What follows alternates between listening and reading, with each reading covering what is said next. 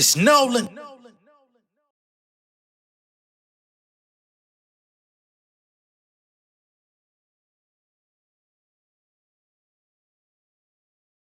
Came straight from the dungeon, push P on them P's on this P production. It's Nolan.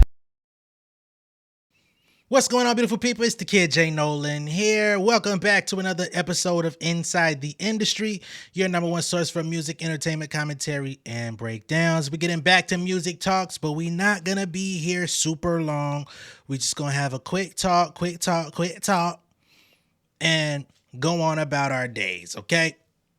Now, one of the first things I want to talk about is how Not Like Us is continuing to climb the charts, is continuing to break records. Every couple days, a new record is being either set or broken by Not Like Us. I wonder how long this is going to continue to go. You know what I'm saying? I also want to get into Lil Wayne, right? We've already heard Wayne's DJ play Not Like Us at one of his concerts. Now we've got Wayne rapping They Not Like Us or They Don't Like Us at one of his latest concerts. We're going to talk about that. We're going to play that in just a few. And then, last but definitely not least, we're going to get into Dave Free. Okay, he's got a new interview out. Unfortunately, Dave Free does not do video interviews. He doesn't do interviews often, period. But he's got a new interview with, what is this publication called? Balloon or something like that? I think it's called Balloon. And Elephant, excuse me, I said Balloon. What the fuck? I don't even know who Elephant is, to be honest. But he's got a new interview with Elephant, and he gets into some of the nuts and bolts of the process that him and Kendrick undergo when it comes time to, you know, market the music, run the music, run the company, PG Lane, the creative, all of that type of stuff. So we're going to go through some of the main talking points of that article or that interview just to get inside the mind of Dave Free, which also gives you a glimpse into the creative zone that they undergo when it comes time for Kendrick music. So, of course, if we're keeping in line with everything going on with Kendrick in this video, it makes a lot of sense. Of course, anybody out there that still believes that there's any sort of dissension between Dave Free and Kendrick Lamar on the heels of everything that took place, you might want to go get your head checked, okay? Because this man don't even speak. And for him to come out and do an interview and speak directly to the creative process that they work under, as in they're still working under, as in he was still in the Not Like Us video, you know what I'm saying? Get your fucking head checked, okay? But we're going to start small, and then we're going to work our way on up, all right? So first of all, as stated in the beginning, reported by NFR Podcast, they say Kendrick Lamar is Not Like Us breaks the record for fastest rap song to reach 500 million streams, and he got to that mark within 70 days. Now, to understand how important this is or how monumental this is, they're stating that Not Like Us is dethroning Drake's previous record, which was God's Plan, which was a huge record. It was a massive record.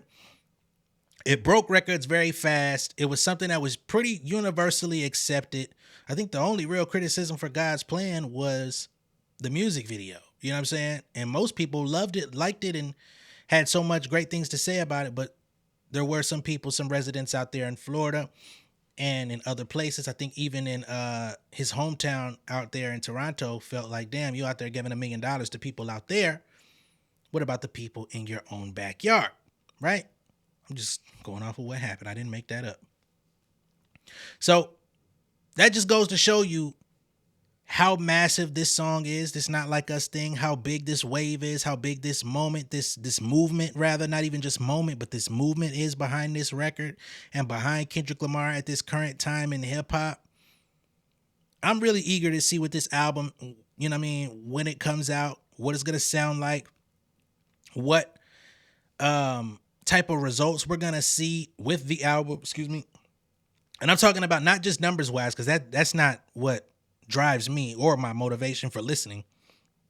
But I also want to see how the culture adapts and moves with him as he evolves as an artist, as he comes with his next project, as he comes with, you know, whatever concept, because every album is some sort of concept. I don't think he's going to waver from that. If the concept is West Coast vibes, then cool, but it's going to have some sort of underlying theme, message, something that's going to be taken away from it. I don't think it's just going to be all bops. So I'm very interested to hear what they're cooking up. You know what I'm saying? Now, getting into Wayne, I find it funny that Wayne, of course, is Drake's mentor, the man who signed him, put him on. And, you know, Drake made him plenty of money over the past 15 years. But when it came to the beef, he was extremely silent. You know what I'm saying? The people that were in Kendrick's corner were definitely riding, whether they was just tweeting, whether they was in the studio, you know what I'm saying? Something. Pop out, show, whatever the case may be, right? But when it comes to the Young Money side, there wasn't much support, right? Wayne didn't speak on it. Nicki didn't speak on it. Only thing we really saw Nicki say was wow. And I think that was around the time Not Like Us came out. It seemed like she might have been gasping a little bit based on the ramifications of that record coming out, you know? But there's been no like YM to the death of me. We standing for Drake. Even if, you know what I'm saying? Only person that came out and said anything was Mac Main. He came out and said, you know, said some things going back and forth with Top Dog and Punch. That died down rather quickly, right? But Wayne didn't say shit. Nigga didn't say nothing. Like, not to say that they had to, because they don't. But I think the reason why they didn't say nothing is because deep down inside, they have a pretty big admiration for Kendrick Lamar. I think they're fans. And they're like, shit, man, we're not getting in the middle of this shit, bro. Fuck that. You know what I mean? Y'all niggas gonna go at it today. Y'all gonna battle it out. And we're gonna wake up 2025, 2026. You know, people are gonna be talking about this way less. We still gonna be putting out music. And if we need to get that, that K-Dot feature, we don't want to be on the wrong side of history. So I'm gonna let y'all battle that shit out. And hopefully y'all could come to some sort of conclusion, resolution, or solution in the meantime, because I still see collabs coming.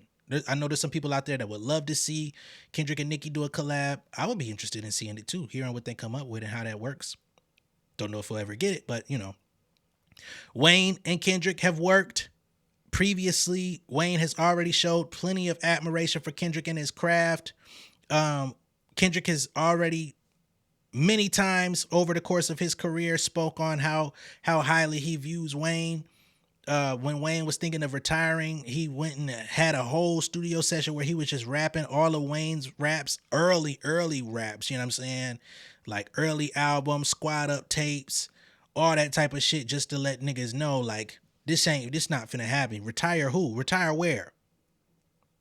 So despite anything going on, I think Wayne always has that in his mind, like, yo, I got love for bro. He's shown he got love for me. I'm not finna inherit this beef. Fuck that. Call me when it's gangsta. So, like I said, it wasn't that long ago where Wayne's DJ was playing Not Like Us at the show, warming up. The crowd going, you know what I'm saying? Crowd getting ready for Wayne to come out. It's crazy.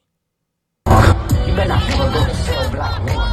To any bitch that talk to him and they in love, just make sure you hide your little sister from him. They tell me Tails the only one that get your hand-me-downs. The party at the party playing with his nose now. And Baka got a weird case, why is he around? Certified lover boy, certified pedophile.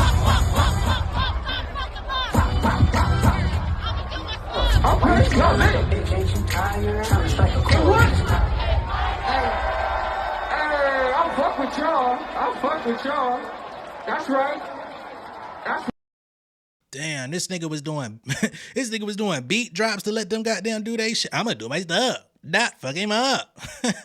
Had the whole crowd screaming A minor. He talking about something. Hey, I fuck with y'all. Hey, don't do that shit no more, man. We still gotta show solidarity for our friend over there. I know he ain't over here. Whoa. I know he's more closely related to Jay Prince and them out in Houston now, but keep it kosher, buddy. Oh man, so last night at Wayne's show, they were playing the motto. Of course, you know that's Drake, Wayne. Who else was on that motherfucker, man? What was it, Tiger or somebody like that? But yeah. So they out there playing it, and Wayne goes out there talking about something. They don't like us. They don't like us. They don't like us. And they say he was grabbing his OVO chain that he had tucked in. He pulled it out, then tucked it back in. He didn't wear it loudly and proudly. But I find it interesting that he says they don't like us. Who don't like y'all? You know what I'm saying? You feel like Young Money is still hated on? I don't see that being a thing in 2024, not as a collective. So I feel like that's his way of vibing to they don't like not like us. Still keeping, you know what I'm saying? I don't want my boy to think I'm dunking on him. So let me repurpose the words, but let's be clear. Wayne didn't walk around this bitch calling himself the best rapper alive for 10 plus years for him to hear some excellent rapping and not be a fan of it. Okay? So here we have Wayne at the show.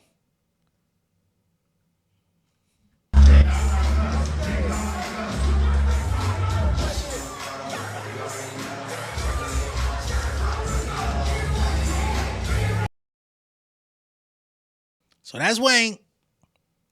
But I'm going to tell y'all, he was very proud of that moment he got Kendrick to do that Mona Lisa record. People have been waiting to see what else they're going to come with. And there's a good mutual respect there. I think we see that before either one of them retires. It's just me. You know? I'm quite sure phone calls are being made. I'm quite sure. I'm sure some sort of reassurance is being made to Drake to say, hey, man, we not turning on you. We got your back, homie. It's all good. Don't worry. But in real life, motherfuckers, you gonna side with what's hot. You gonna side with the good music. You gonna side with, like I said, an excellent display of rapping. The truth. All of those things will set you free. Okay? Now let's get to Dave Free. This is not going to be a long-winded video. I'm trying to, scale back on some of that because, I've already told y'all numerous times YouTube be playing with your boy. So I got to tag myself in, tag myself out because I still got other things and other responsibilities that I handle outside of YouTube. I'm also an artist and musician, songwriter. I've been ghostwriting and stuff behind the scenes. Got a influx of clients over the past week that need to be taken care of. So that's an undertaking that I'm going to be focusing on this week. Hopefully I'll still be able to give y'all daily content in the midst of doing that, but just keeping y'all up to date with what's going on with me. So Elephant Magazine or Elephant, whatever the fuck, right? Dave Free.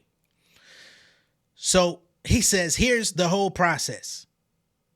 Kendrick or I will dream something up.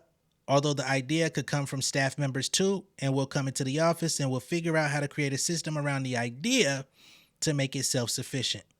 We make sure it's going to be impactful, influential, financially stable, is going to shake people up, and is going to tell a story. When it's developed, we ask, does it move you? Eventually, after repeating that process enough times, we get to a place where we can't poke any more holes. That's what we call breaking and repeat. Once there are no more holes to poke, I feel comfortable putting it into the universe, so that's the process. We apply that to everything that we do. Okay? Elephant Magazine asks, in your video for Family Ties, a graphic that reads, a Dave Free format flashes on the screen twice. How would you describe the Dave Free format? Dave Free says challenging, informative, and it has a big ego. The work has a big ego, not the actual person. Okay? The person got an ego too. Got to keep that in check, but I meant the work. Okay? They continue. They ask him, how do you feel about where PG Lang is at right now? He says, I'm excited that we're getting to a place where the brand can stand on its own. From there, we'll be able to do product and different offerings using the brand's name as a strong characteristic where you don't just think PG Lang Kendrick Lamar or PG Lang Dave Free. You think PG Lang, quality, high standard, engaging, forward thinking, the future. If we do that correctly, this can last hundreds of years. Now, PG Lang has done their own run of things. They did a run of phones, right? They've done music supervision for commercials. They've done product ads for, what was that, Converse or some shit, and I can't even remember the other shit, Amazon or some shit like that. They've done a few. So when he says these things, he ain't capping. Not to mention they've got their own different trailers and stuff for their own stuff. And I believe Kendrick had like an unreleased song that was in a commercial recently too. So there you have that. He continues, he says, that's really what our focus is, how to make sure we position ourselves for the long haul so that this lives way past my time here on Earth. We're just a small dot in this big, vast thing. And if you zoom out to the atmosphere of our world, you can't even see us. That's why I want us to broadcast our stuff into the universe. That way it can hopefully affect an alien. He's serious about trying to do some space shit. He says, do you know what I mean? If they be influenced by some shit I did, that would be tight. Like if I get the alien kid framing my shit on his wall, that's crazy. Thinking about that is kind of fire. They say, going back to the question with Elephant, they say most of the scenes in your latest videos are very complex and meticulously orchestrated. They clearly take an enormous amount of time and energy to coordinate and execute. Instead of milking these scenes, though, or giving them a lot of screen time, you use them for like half a second. Why work so hard on something and only show it for a blip? And if you watch any of Kendrick Lamar's videos over the course of the last maybe 8 years or so, you'll know what they're talking about. But he says, because we're always focused on the youth element. A lot of the choices that I make are sparked by how they receive information. These days, they got to be stimulated. Imagery was experienced on a much slower level when we were younger. We could sit down and relish an image and really dive into it visually. They don't have that context now. This new generation, they tend to revisit things later, though. They might decide to sit with it after you caught their attention, but you got to catch their attention first to make it possible. Which, to be honest, I don't see anything wrong with, right? When you look at the Not Like Us video, if you just look at it on surface level, it seems like a very basic music video for the most part. The intro is captivating because of the black and white and the lighter flicker and stuff that Kendrick is doing.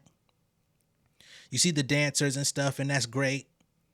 But if you don't have any understanding of like all of the symbolism, the imagery, all of the different things that are taking place in front of your face in this video, you'll just look at it and see Kendrick doing this on the street in Compton, and you know what I'm saying? And you'll think this video is boring. This video is underwhelming.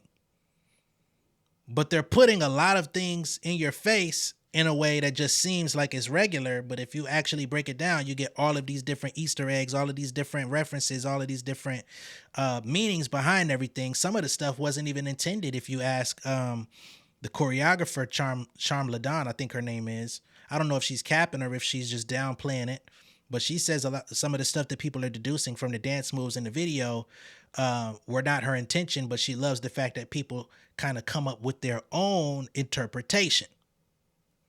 Again, like he said, the youth, they'll come back to it and find deeper meaning in what it is that they're doing. Right? Let's see. They say you want to make an impact so big that it can be seen from space, but you also seem to be in no rush about it. He says, because if I give you something hollow, you don't have anything else to look for.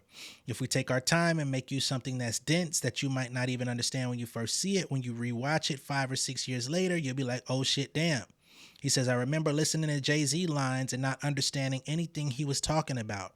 Same thing with Tupac lines or Dr. Dre. Years later, I listened to the same thing and was like, oh, he was talking about this. He was talking about that. They just left you with so much to explore. I'm trying to give you a whole ball of yarn to unwind, which I think is really dope.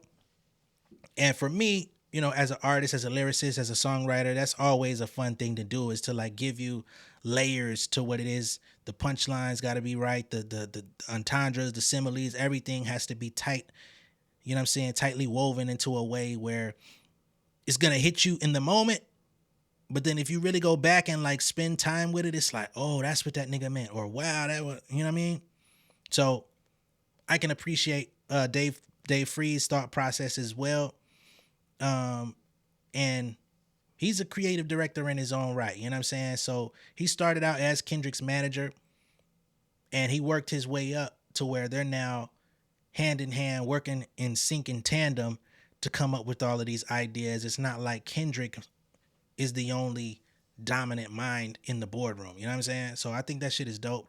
And I just love to see people working with their real life friends and able to have a business that they can run together and not have no real beef, not have no problems.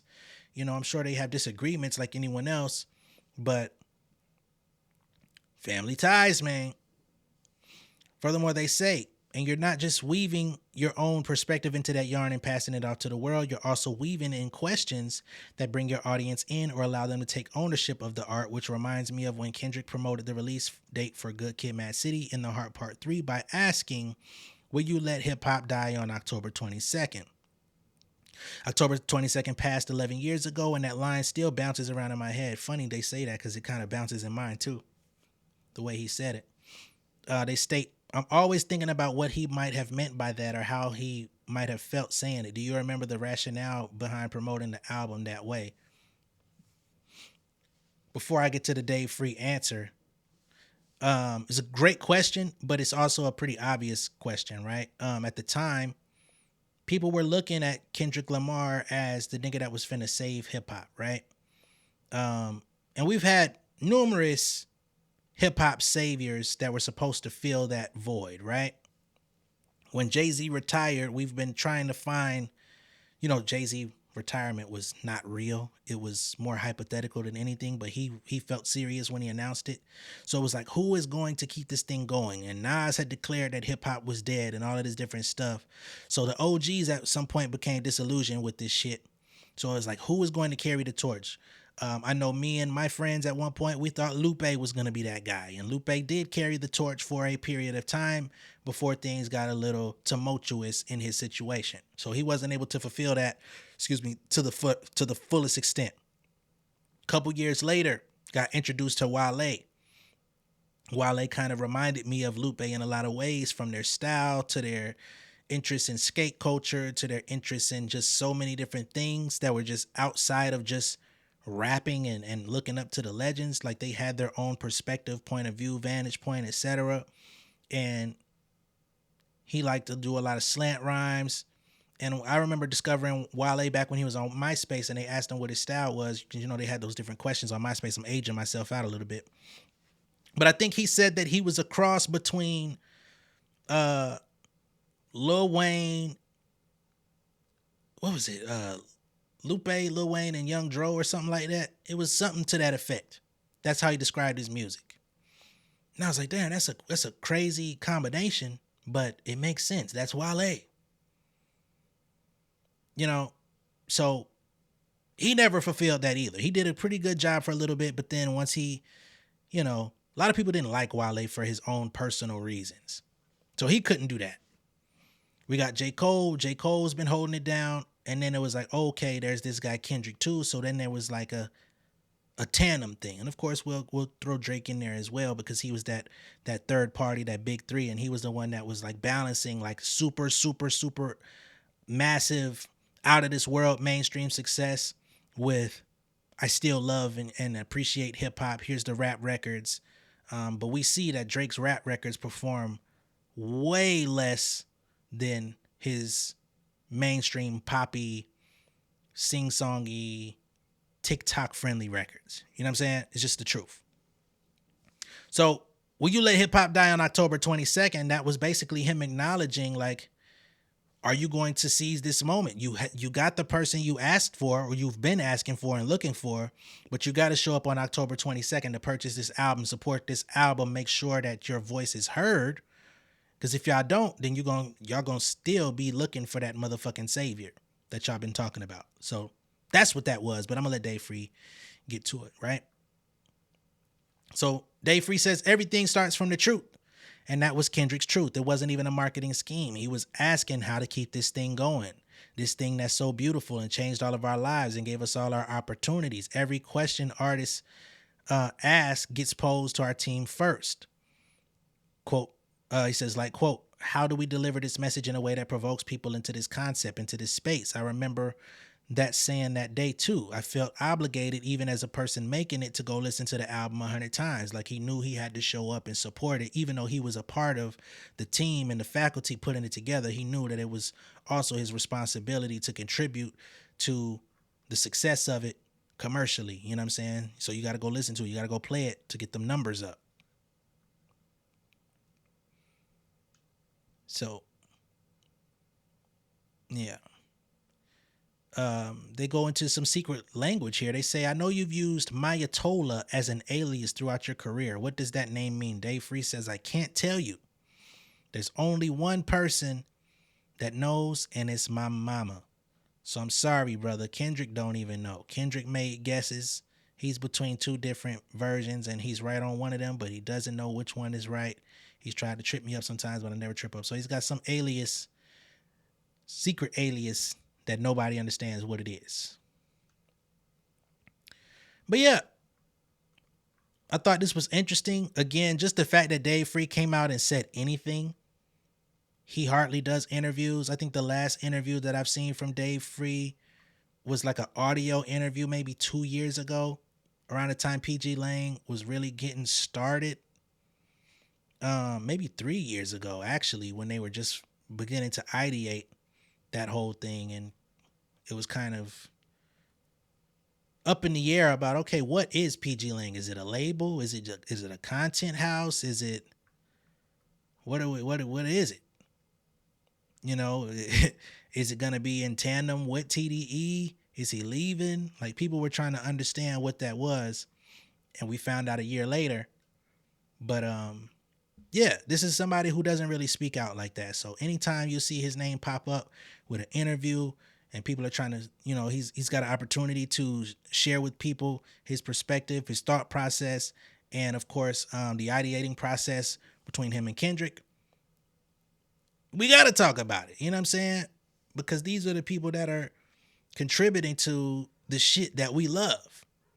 And the people behind the scenes are almost just, if not more important sometimes than the person we see in front of the camera, because although the artist is coming up with the music and the craft and the sound, there's certain people that they lean on for direction or lean on for opinions and feedback and criticism, even to say, okay, tell me what you hate about this shit.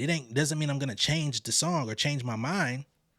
But what are the possible criticisms that I could face from this shit and still have the confidence to face head on, because I believe in my perspective on this that much, or I believe in what I'm saying and I'm convicted to this moment, so it really don't fucking matter. You know what I'm saying? But you got to have solid people around you, at least a few. Okay? Now, as I stated, this ain't going to be no long video, so we're about to cap out at about a half hour, 30 minutes. I hope you've enjoyed it. I hope you're having a wonderful day. You know what I'm saying? I hope you continue to have that wonderful day. Much love and respect. I appreciate everybody that's been contributing to the channel, helping us move along. We're moving up. We're over 13,000 strong, 13,236 to be exact at the time of recording. It probably is going to go up by the time this video releases, but we're pushing up on 14. You know what I mean? We just crossed 13 a couple days ago, so we're moving fast. We're going to hit that 15 very quickly, and we'll see what we could do for y'all when we hit that benchmark, all right? Much love and respect. I'll catch y'all later. Y'all have a good one. Peace. King of my city and cul-de-sac. Coming out swinging like soldier rag. Leading my people like quarterback. Boy, I study this shit, I'm an almanac. Had to get up and grind. Knowledge is booming, I'm here to apply. Came with the chip and the dip, it just single the mind. We finna do more than survive. I need my check. Spinning the block for the Gouda. We hitting the jeweler to flood out the net. We don't do beef for computers, I'm straight out the sewer. We come when you rest. Niggas be looking perplexed, so keeping my foot on their neck. No map, I trust my gut for the quest. With drama, I'm fully abreast. I was ready for years and they doubted me. All of a sudden they tell me they proud of me. I been dropping these haters like calories. Cross them out, I came back with some boundaries. Stand for my honor, but too raw, no gunner. Packing the stick with a drummer. Wanna catch my bad, won't fumble. I done came too far to be humble.